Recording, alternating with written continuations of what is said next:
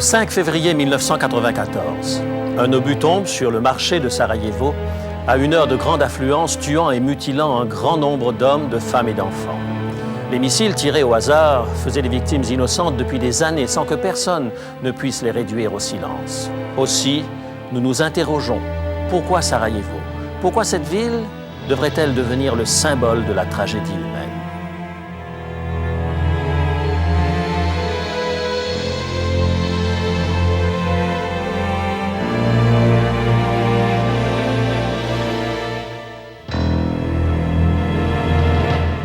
Il est écrit, je suis José Élisée et je vous propose la solution à vos besoins les plus profonds, le Christ vivant. Notre sujet d'aujourd'hui, quand vous ne pouvez pardonner.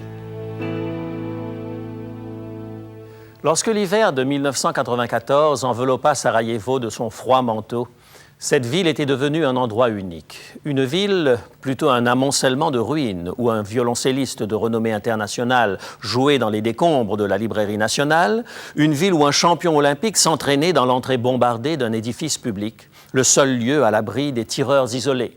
Une ville où la mort se cachait au coin de la rue, celle-là même que l'on devait emprunter pour s'acheter sa pinte de lait. Les habitants de Sarajevo ne comptaient plus que sur le riz et les fèves qui leur tombaient du ciel pour subsister. Les rations alimentaires semblaient ne jamais être suffisantes. Des bombes tombaient partout, même devant les bureaux de la Croix-Rouge. Et des tireurs isolés, ces fameux snipers qui sont entrés dans notre vocabulaire, abattaient les gens même lorsque ceux-ci enterraient leurs morts. Seuls quelques enfants atrocement mutilés obtenaient d'être évacués de cette cité assiégée. Le monde entier semblait impuissant devant ces événements. Quelques années auparavant, Sarajevo avait accueilli les Jeux olympiques, une ville magnifique, au passé culturel prestigieux. Pourquoi ce qui jadis avait été la Yougoslavie de Tito était-elle maintenant déchirée par tant de haine et de violence? Tout au long de mes années d'études près de Genève, je me suis fait des amis venant de la Yougoslavie. Branko, originaire du Monténégro, Damir, dont les racines familiales étaient profondément ancrées dans la Bosnie, Dragan, un Serbe fier du passé religieux 2 fois millénaire de sa ville natale, et tant d'autres qui formaient tous un seul peuple. J'ai toujours apprécié le mélange de cultures au sein de cette communauté, ainsi que leur chaleur et leur amitié. Pourquoi cette belle unité a-t-elle brutalement sombré dans un bain de sang? À nos yeux, depuis le lointain continent américain, les forces serbes bombardant Sarajevo étaient sans conteste les horribles méchants. Certes, les Serbes furent justement condamnés pour leurs atrocités et leur horrible politique de nettoyage ethnique. Mais la réalité historique est loin d'être simple. J'ai prié avec des chrétiens serbes, bosniaques, croates et monténégrins, et tous aspiraient à la même paix. En fait, ces peuples suivaient simplement ce que Philippe Yancey appelle la terrible logique du non-pardon. Dans un récent article de la revue Le christianisme aujourd'hui, Yancey a fait remarquer que les Serbes eux-mêmes avaient été victimes d'un nettoyage ethnique il n'y a pas très longtemps. Dans les années 40, les Croates ont massacré des centaines de milliers de Serbes. Alors, dans les années 90, les Serbes ne faisaient que rendre l'appareil à leurs ennemis.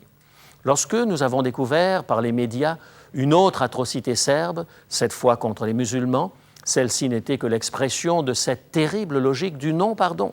La dernière guerre que les Serbes avaient menée contre les musulmans avait abouti à 500 ans de domination turque. Alors les Serbes se vengeaient des siècles d'oppression musulmane. Les rues de Sarajevo retentissaient des cris et des pleurs des femmes et des enfants mourant à cause de la logique du non-pardon. Pour chaque atrocité, il fallait répondre par une autre atrocité. Et dans la logique de la loi du non-pardon, un jour les enfants de ceux qui ont été violés et mutilés par les Serbes se lèveront et deviendront eux-mêmes des vengeurs. Le cycle ne s'arrêtera jamais, à moins que l'on y introduise un élément nouveau. Pourquoi les voisins protestants et catholiques de l'Irlande du Nord se sont-ils entretués année après année? Parce qu'ils suivaient eux aussi la logique du non-pardon. Ils devaient répondre à la violence par la violence. Pourquoi les Juifs et les Arabes du Moyen-Orient s'entretuent-ils depuis si longtemps? Parce que pour chaque massacre doit répondre un massacre d'égale valeur. Et la seule chose qui peut briser ce terrible cycle, c'est de tendre la main à celui qui vous blesse. Nous avons pu voir un espoir de paix se profiler au Moyen-Orient lorsque le président de l'OLP, Yasser Arafat, et le Premier ministre, Yitzhak Rabin, ont envisagé d'arrêter le comptage des points et de recommencer à se parler. Tout est une question de pardon. Le pardon signifie plus que vous ne pouvez imaginer, mes amis. Ce n'est pas seulement un bon sentiment que nous exprimons sur une carte de souhait de Nouvel An. Ce n'est pas seulement une parole aimable que nous répétons à l'Église. C'est une des rares forces suffisamment puissantes pour déranger le cours de l'histoire.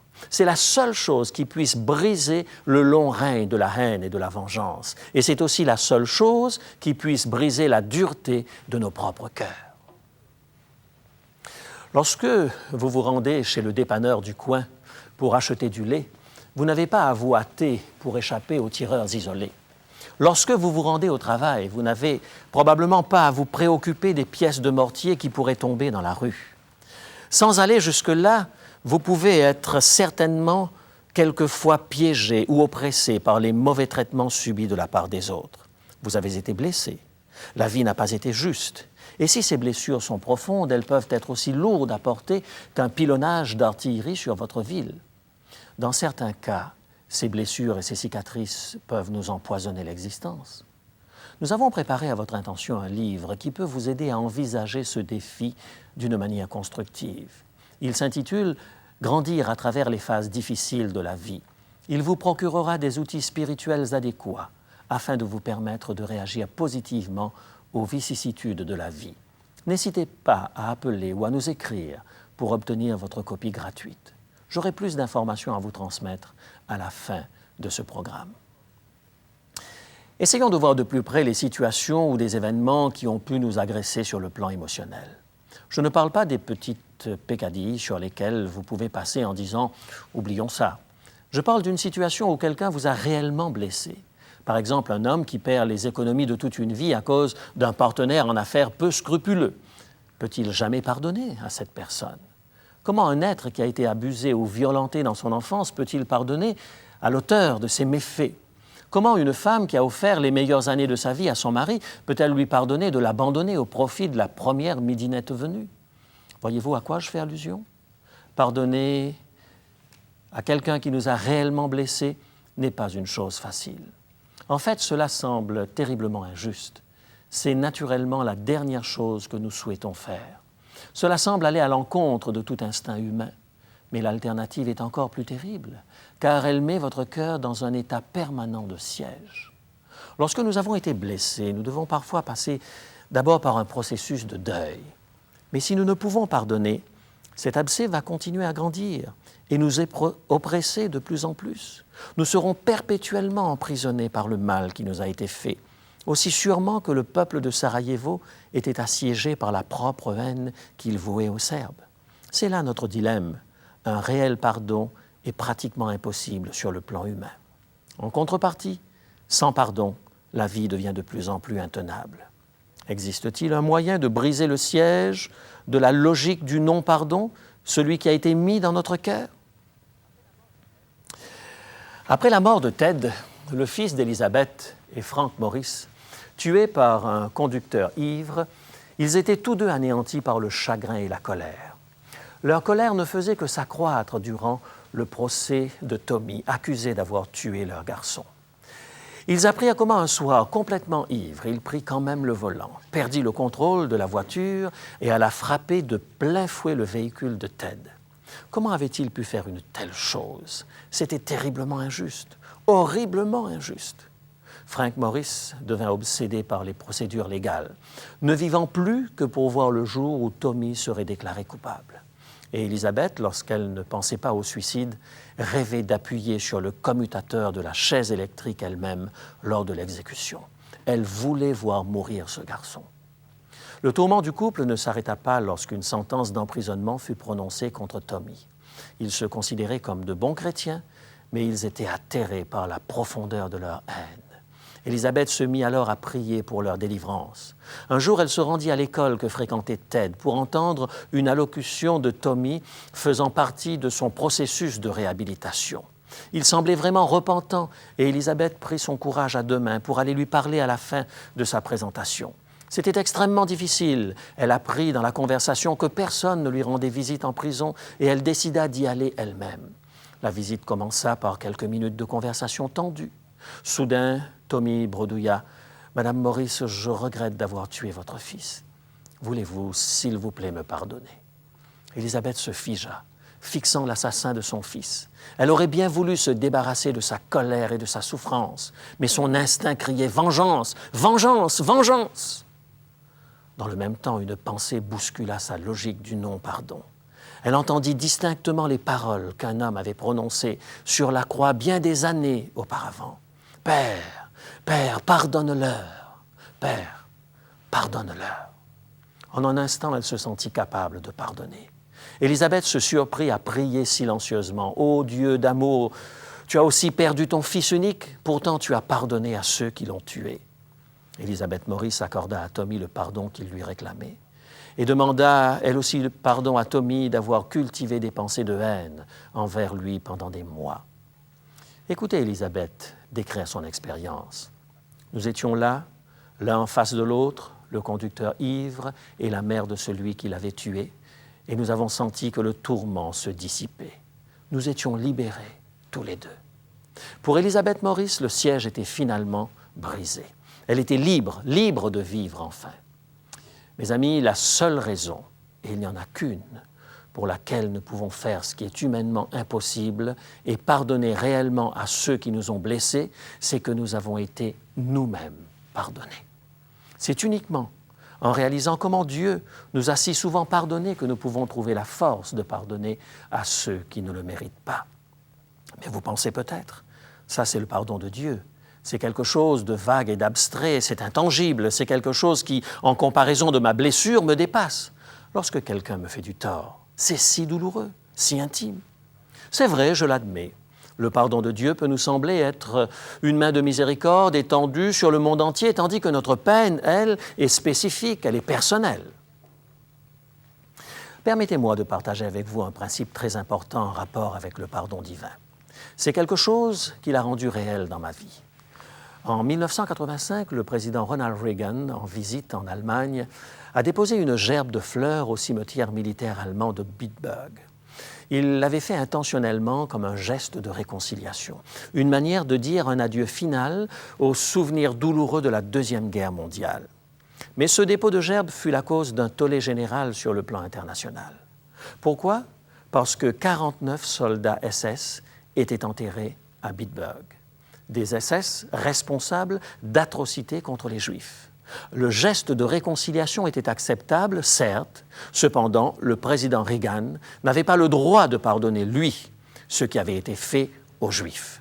Seuls les Juifs avaient autorité pour le faire. Comme le poète John Dryden écrit « Le pardon appartient à celui qui a subi l'injure ». L'essayiste Lance Morrow l'a expliqué de cette façon. Reagan pouvait pardonner à John Hinckley pour avoir tiré sur lui, mais il ne pouvait pardonner à Ali Aqsa d'avoir tiré sur le pape Jean-Paul II. Seul Jean-Paul II avait autorité pour le faire. Le pardon appartient à celui qui a été injurié. Savez-vous pourquoi Dieu a le droit de vous pardonner personnellement? Parce qu'il a été injurié. Il a été terriblement blessé. Son pardon n'est pas simplement un acte distant, impersonnel. Il pardonne cloué sur la croix. Il pardonne alors qu'un soldat romain lui enfonce une lance dans le côté. Il pardonne quand une couronne d'épines est enfoncée sur sa tête et que son sang ruisselle sur son visage. Il pardonne lorsqu'on lui tourne le dos, lorsque Pierre le renie, lorsque Judas le trahit, lorsque les Juifs le rejettent, lorsque les soldats jouent sa tunique au dé, au pied de la croix. Il pardonne parce que le pardon appartient à l'injurié.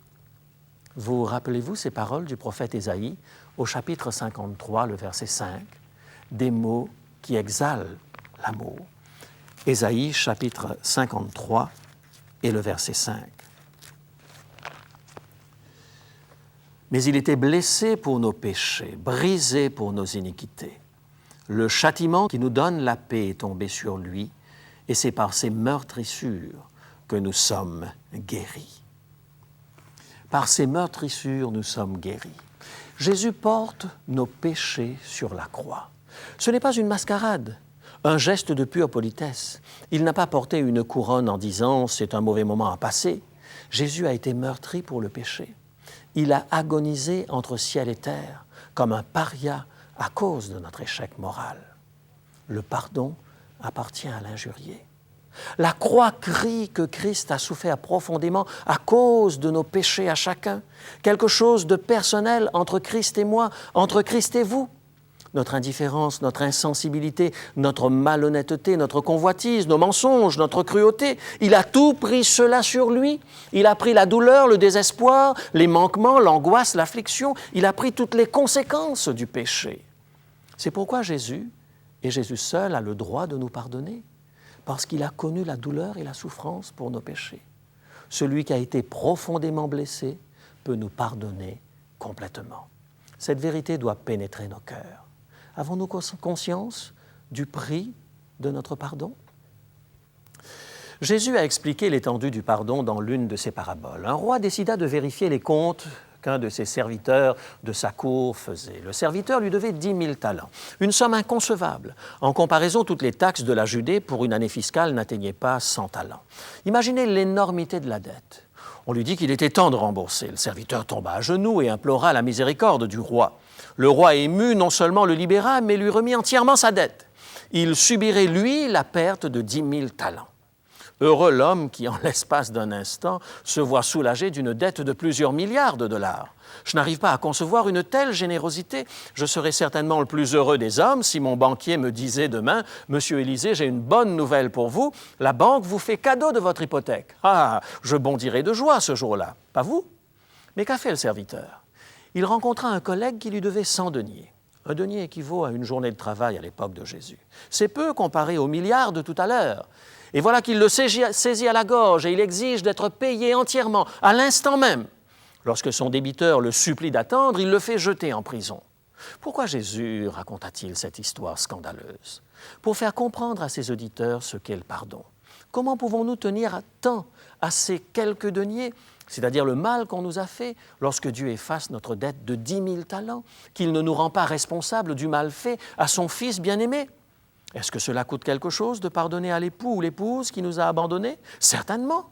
Est-ce que cela coûte quelque chose de pardonner aux parents incestueux ou à l'ami infidèle? Cela coûte énormément. Le pardon n'est pas facile, le pardon n'est pas bon marché. Mais le pardon de Christ coûta bien plus. Et c'est ce qui peut nous influencer, ce qui peut briser le carcan dans lequel notre non-pardon nous enferme. C'est le baume qui apporte la guérison de nos blessures. Comme Paul nous invite à le faire dans son épître aux Éphésiens, le chapitre 4 et le verset 32. Éphésiens, chapitre 4, verset 32, nous précise les conditions de ce pardon. « Vous pardonnant réciproquement comme Dieu vous a pardonné en Christ. » Élisabeth Morris, après qu'elle eut découvert le prix du pardon en Christ, continua de visiter Tommy en prison. Elle participa à sa réhabilitation, assurant le jeune homme que Dieu pouvait l'aider à vaincre sa dépendance à l'alcool qui durait depuis 8 ans. Tommy commença un cours de Bible intensif. Un jour, Frank Morris dut conduire Tommy à un programme de lutte contre l'alcoolisme au volant. Frank n'était pas sûr de pouvoir tenir une conversation normale avec ce garçon, mais tandis qu'il se rendait à l'endroit désigné, Tommy lui fit part avec enthousiasme de tout ce qu'il apprenait dans la Bible. Il devint évident aux yeux de Frank que ce garçon avait vraiment donné sa vie à Christ. Tout à coup, Tommy déclara « Tu sais, Frank, j'aimerais pouvoir être baptisé. » Il passait justement devant l'église de Frank, et Frank était habilité à baptiser en tant qu'ancien de son église. C'était un moment suscité par Dieu. Lentement, les deux hommes entrèrent dans le sanctuaire vide. Frank et Tommy descendirent tous deux dans l'eau glacée, tandis que Frank levait sa main en disant « Je te baptise au nom du Père, du Fils et du Saint-Esprit », il ne put s'empêcher de penser au moment où il avait accompli le même geste pour Ted, ce fils qui était parti, ce fils que Tommy avait tué. Après que Tommy fut sorti de l'eau, il entoura Frank Morris de ses bras et il bafouilla « S'il te plaît, je voudrais que tu me pardonnes aussi. » Frank se sentit envahi du pardon si précieux offert par Christ et il murmura « Je te pardonne, Tommy, oui, je te pardonne. » La probabilité d'une réhabilitation complète était faible pour Tommy, surtout du point de vue humain. Il portait les cicatrices psychologiques d'une enfance et d'une adolescence vécues dans un foyer dysfonctionnel. Il avait abusé de l'alcool depuis l'âge de 16 ans. Mais Tommy remporta la victoire malgré tout. Il se débarrassa définitivement de l'alcool. Il trouva un emploi stable et une détermination à servir le Seigneur naquit en lui. Ce fut grâce à Élisabeth et Frank Morris, les parents qu'ils n'avaient jamais eus, parce qu'Élisabeth continua à le visiter tous les jours, parce qu'ils demandèrent au juge de permettre à Tommy d'être sous leur responsabilité chaque dimanche, parce qu'il commença à manger dans leur maison, à prier dans leur maison, à étudier dans leur maison, parce que Frank lui demanda de l'aider dans l'entretien de son jardin. Ce couple blessé retrouva un fils que leur instinct humain avait appris à haïr. Le pardon coûte-t-il quelque chose? Certainement. Mais cela en vaut-il la peine? Demandez-le à Frank et à Élisabeth Morris. Quelqu'un vous a-t-il fait du mal? Y a-t-il de l'amertume dans votre cœur envers quelqu'un? Vous répétez-vous encore des phrases comme « ce n'est pas juste que mon père ait été un alcoolique, ce n'est pas juste que ma mère m'ait abandonné ». Mes amis, vous pouvez continuer à vous accrocher à ces souffrances ou vous pouvez lâcher prise. Vous pouvez les abandonner à la croix dans le pardon précieux en Jésus-Christ. Vous pouvez échapper à la terrible logique du non-pardon en venant à la croix. Là, vous trouvez le pardon pour que vous puissiez pardonner en retour. Tout comme vous, j'ai besoin de Jésus pour briser la dureté de mon cœur. J'ai besoin de lui pour me libérer de mon amertume. Pourquoi ne pas incliner la tête et méditer en écoutant le chant qui suit? Si je n'ai pas l'amour, je ne suis rien. Si je n'ai pas l'amour, je ne suis rien. J'aurais beau parler toutes les langues, j'aurais beau connaître l'avenir, j'aurais beau chanter la joie du monde, j'aurais beau me donner, tout donner. L'amour prend patience, l'amour en service, l'amour ne jalouse pas, l'amour ne s'irrite pas. Si je n'ai pas l'amour, je ne suis rien. Si je n'ai pas l'amour,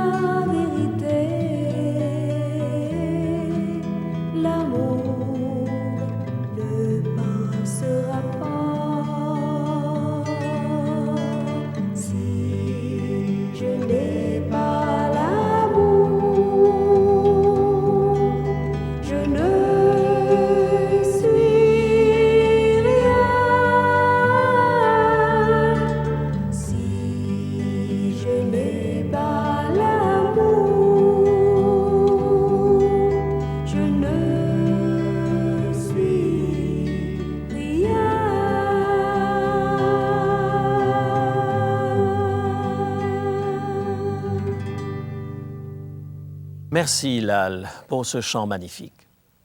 Le pardon est possible parce qu'il y a eu la croix. C'est là qu'il commence.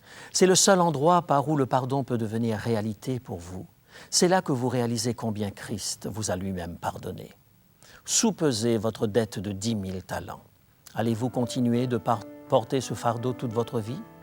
Toute la souffrance, toute la colère, tout le désespoir, tout cela est tombé sur les épaules de Jésus à la croix. Alors, abandonnez votre dette à Jésus. Laissez tout aller et soyez reconnaissants. Acceptez le pardon sans mesure de Christ, maintenant même, tandis que nous prions. Tendre Père, merci d'avoir donné ton Fils unique pour notre pardon. Nous reconnaissons que nos péchés t'ont profondément blessés. Nous acceptons le prix que Jésus a payé sur la croix. Fais maintenant que nos propres vies soient l'expression de ce pardon précieux. Aide-nous à briser l'étau qui enserre notre cœur. Nous te le demandons dans le précieux nom de Jésus-Christ, notre Seigneur. Amen.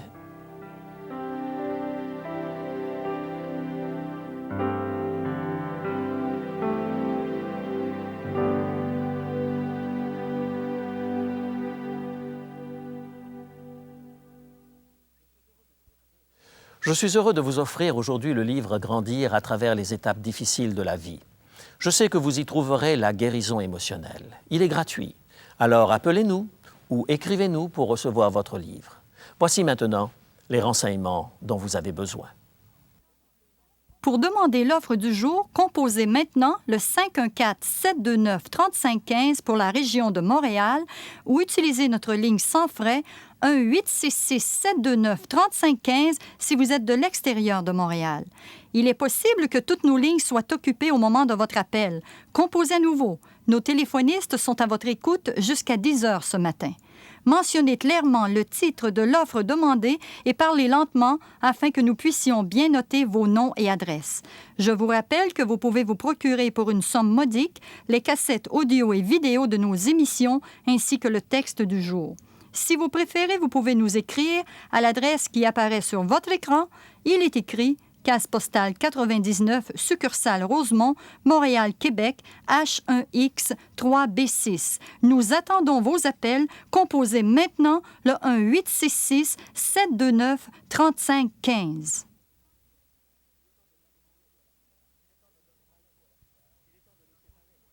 Il est temps de nous séparer, mes amis. Je vous donne rendez-vous à la semaine prochaine. D'ici là, souvenez-vous, il est écrit « L'homme ne vivra pas de pain seulement, mais de toute parole qui sort de la bouche de Dieu. »